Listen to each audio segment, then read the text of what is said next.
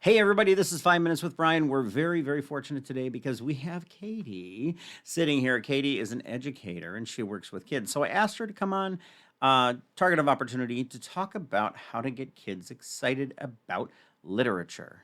Katie.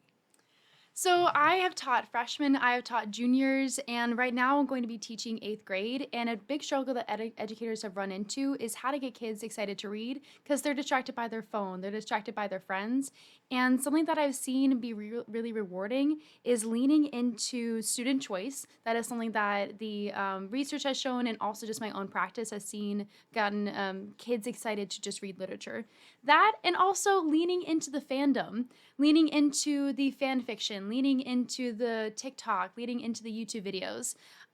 What I've seen is having doing a whole lot of prep on my end before I give the book or the literature to my students. So pulling in the book talkers who have given amazing summaries or given amazing teases into these books.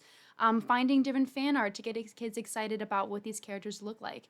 Because you might be Ready Player One. That might be a book that you might be giving to your students. So I just read that book recently and it's Yeah. very, very good. But I Hmm. love the idea that you're bringing this cross dimensionality from the different Yeah. arts perspective into the reading. Get kids excited. Yeah, there's so much work that teachers have to do beforehand. So having the fandom do it for you versus me having to come up with great summaries, me having to create book trailers. They're already out there. You're supporting different people who've already created something, and the students might see these book talkers or YouTube book talkers have more expertise on books because they talk about them all the time. They read stuff that they like to specifically. So leaning into what's already there brings less work off of me and gets kids more excited. So are you talking to the kids about what are they reading going into a school year?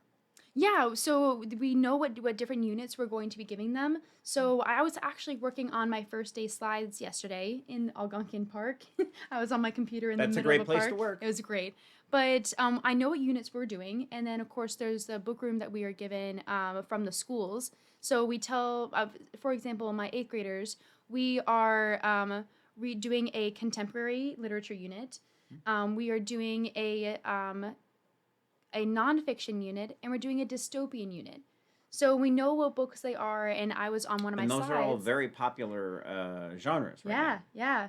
I'm so excited to read Unwind with the kids. I'm so excited for the dystopian unit to do that.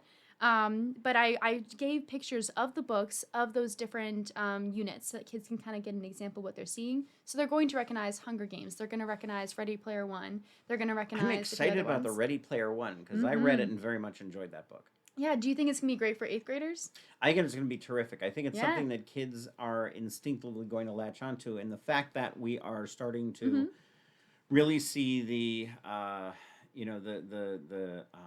Oculus become a Yeah. big thing. I think kids are going to recognize that, and they're going to recognize the inherent problems with Yeah. living in that world Oh, yeah. exclusively. Oh yeah, something that's also really great is that there's a movie. Whether or not we can say it's a good or bad movie, there's a movie that you're able That's to okay. I already use. said it was a good movie. I honestly, I didn't dislike the movie. I thought it was different than Yeah. the. I was different than the book. The book's always Yeah. better than the movie, no matter what. And there's Exactly. a lot of things they cut out that I wish they hadn't, but it's okay. It's And okay. then it's an amazing activity to get the kids to point out what's different.